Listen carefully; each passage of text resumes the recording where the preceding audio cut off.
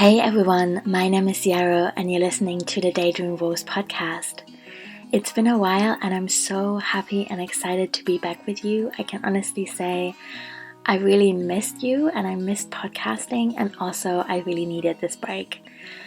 This is a solo episode on starting the year in a more gentle way, away from conditioned resolutions and dieting and going to the gym if that's not your jam.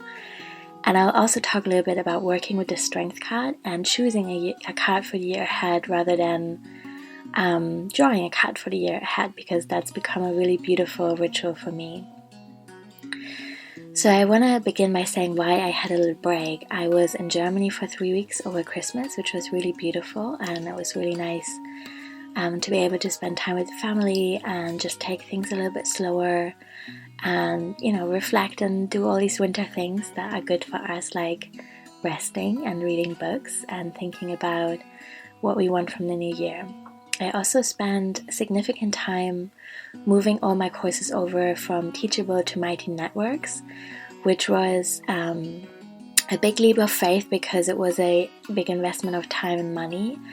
But I'm really glad I did it, and it meant that I had to step away from some other commitments, such as podcasting.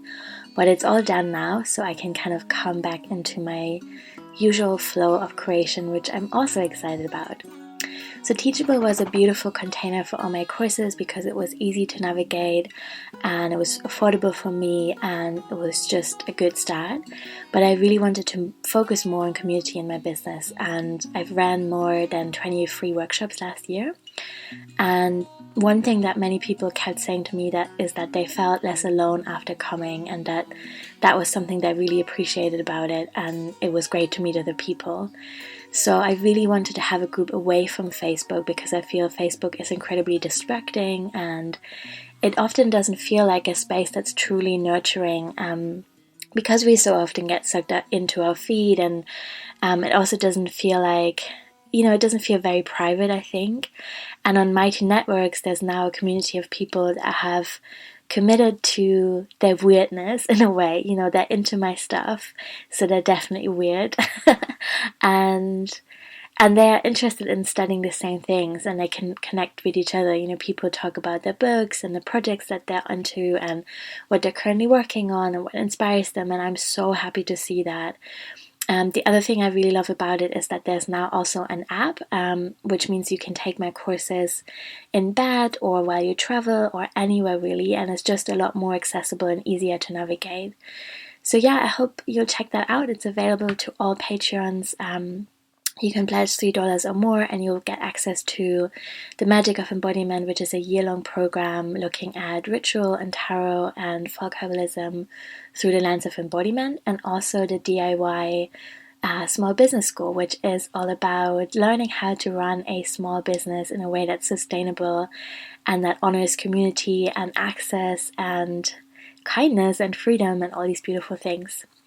The theme for the Magic of Embodiment this month is expression. So when you become a member now, you'll get access to expression and the previous 3 modules as well, which were grounding, protection, and dreaming. And this month I've included a plan friend profile for calendula. There's a self-massage practice for your feet, a tarot spread for creative expression. There's other things, let me check. A ritual to choose like a tarot card for the year, and there's an audio on working with the wand cord cards to nurture creativity, and a herbal recipe for a ritual bath to welcome the new year. So that was really fun to make, and you're still welcome to join that, of course. These are all my news, so I want to talk a little bit more about what kind of practices I like around the new year, because I think in January it's so tempting to get sucked into this idea of self-improvement, and there's this like collective energy of we should all go to the gym and lose weight, and also we should all be totally clear about what we want for the rest of the year and have all our months mapped out, and that's just really hard, and it's also just not for everyone. I don't think that some of us do really well with lots of planning. I sometimes do in some areas of my life. But sometimes it's good to be brave and open to uncertainty. And I feel that's politically a really big theme for all of us anyway at the moment. And so for me, learning to live with uncertainty and becoming more adaptable is something I think that I really value and want to prioritize a little bit more. So yeah, one of the main things that I like doing is journaling and very gentle movement practices, and I've shared them on here as well. But one thing that I also really love doing is to choose a card for the year rather than to do a really big tarot spread. So I know some people are really into like doing a year ahead reading, and I do them. I have nothing against them. I just don't, well, I don't actually do them, sorry. I wanted to say I respect them. And I think for me, they're just too big and overwhelming, and it feels too much to ask of the cards to map the whole year out. And I also can't take all of this in. So I really prefer to break things down and to do smaller readings each month. And I also like to choose a card for the year ahead. So I'll sit down with my favorite deck. This year I chose to work with the Next World Tarot deck by Christy C. Rode, and I'm going to read you from that as well.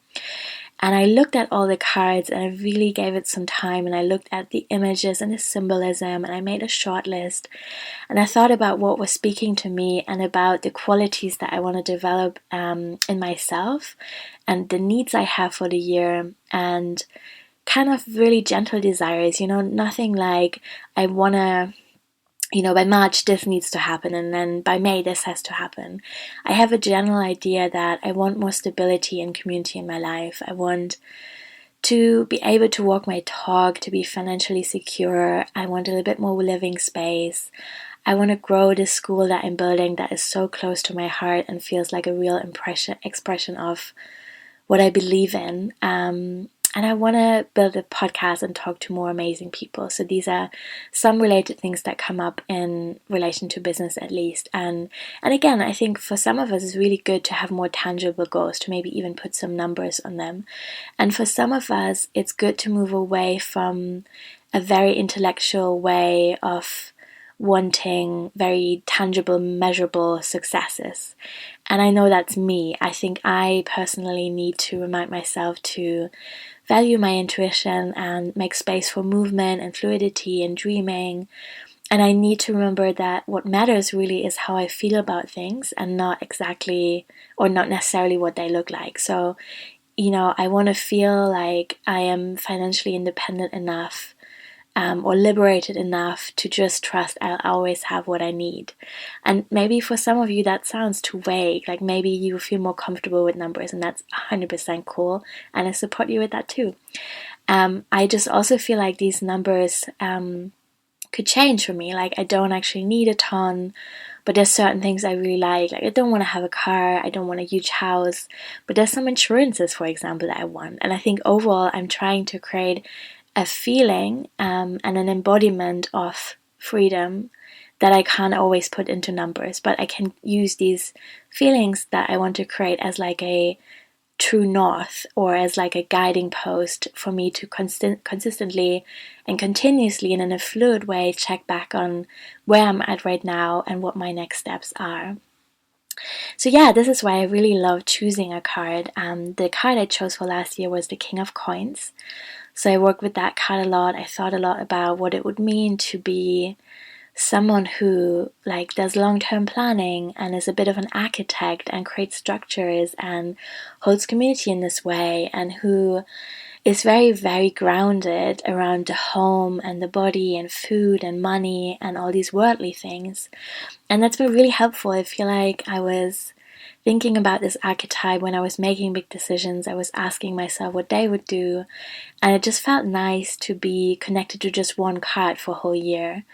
When I started working with the tarot, and it actually was the same when I started working with plants, I had this idea that I needed to know everything right away, and I wanted to just greedily soak up as much experience as possible and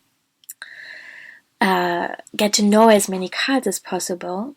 And I think that's understandable, but also I've really slowed down now, and I can spend time with just one plant or just one card for like quite a long period of time.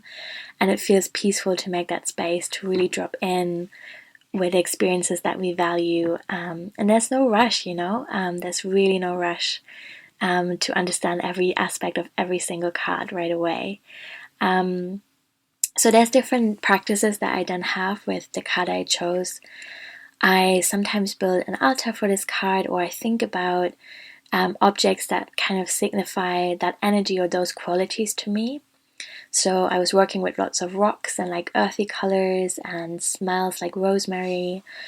I was sometimes also trying to move like that archetype. So I was trying to think about embodiment and how that person, how would a King of Pentacles dress and move and eat and talk, and that was interesting to think about.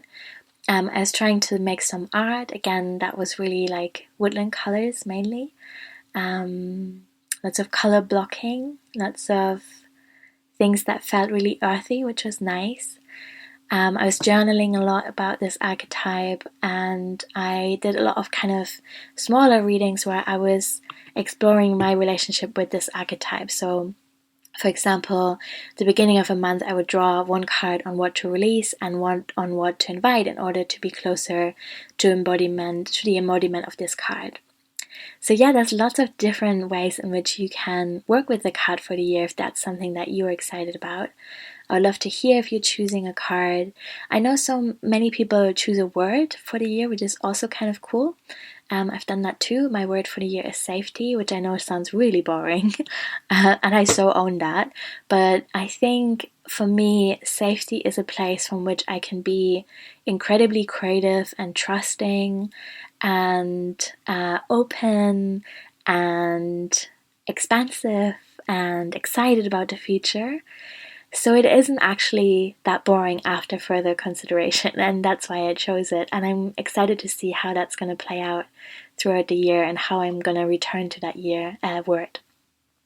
The card I chose for this year, 2019, is Strength.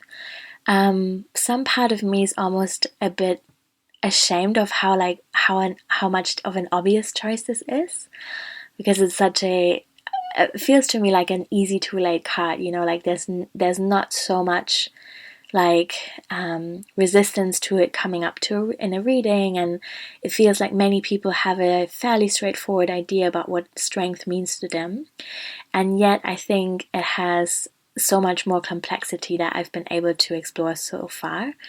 And that I really want to work with. And so, I made that commitment.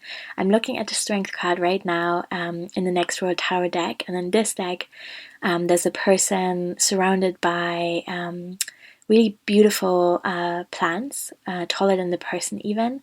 And they're nurturing them and spraying them with water. And they seem very content and certain about what they're doing, which feels really good. Like that's something that strength is to me.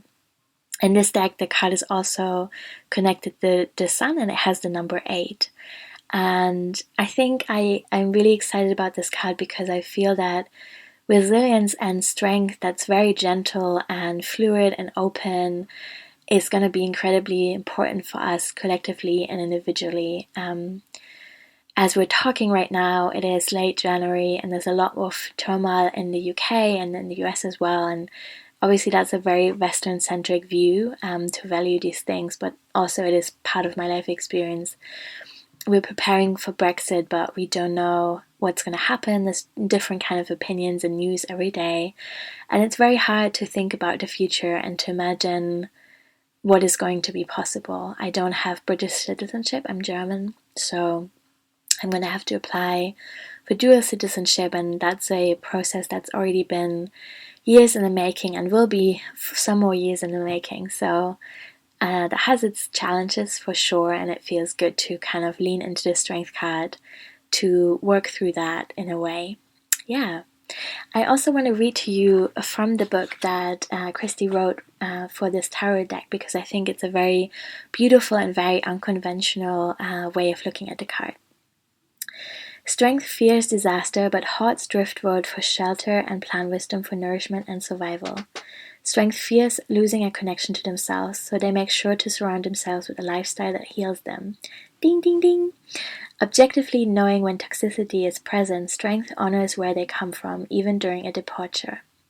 Strength asks you to study humanity's mistakes and discover how they are exhibited in your everyday life. Strength asks you to navigate ferocious terrain in order to learn radical tenderness. So there's two things that stand out to me here. The first thing is a lifestyle that heals them, and the other thing is learning radical tenderness, which is just everything, I think. And I think when I prepared this podcast and made some notes about what I wanted to talk about, part of me was like, radical tenderness, really? Isn't that all you ever talk about? And is it still important? And then another part, like the biggest part of me, was shouting back, yes, it is! And it has so many layers and complexity, and it's never going to get old. Boom! And I think that's really my takeaway from 2018, which was really beautiful in so many ways. I've met amazing people, I've nurtured relationships, I ran more than 20 free workshops, I launched 2 programs, The Magic of Embodiment and the DIY Small Business School. I built community, things really changed. I started a Patreon. I became an art student, which was really huge for me. And so I'm really grateful for this year. It was incredible. And also, in many ways, I again and again saw that understanding things like radical tenderness or nurturing self-care practices or working with plants or journaling is something that's just an everyday commitment. Obviously, it doesn't have to be every day, but it's an ongoing commitment, and it shows up in continuously different and beautiful ways. And it's also a spiral. The same stuff comes up again, but differently. And so, yeah, I feel really committed to this for the rest of my life. I've decided that the continuation of the Magic of Embodiment program, when it completes, will be the Magic of Creative Permission, which is similar but different. You see a theme here, because I've really gotten into embroidery and textile arts and watercolor, and I want to teach these practices in conjunction with everything I'm already teaching to kind of deepen that work that we've been doing together, and I'm really excited for that. So yeah, just a few more closing thoughts for the podcast. I'm really grateful for your patience during the break. I would really appreciate your feedback and your reviews, because that's really helping. I'll be doing more interviews in the coming weeks, which I'm really excited about. Obviously, you'll be the first to hear. If you want to support the show, please become a Patreon. That would really make a big difference, and it will just make more space for me to create stuff for you, but it will also get you access to awesome programs. So yeah, thank you so much for listening and for being here and for sharing. Thank you.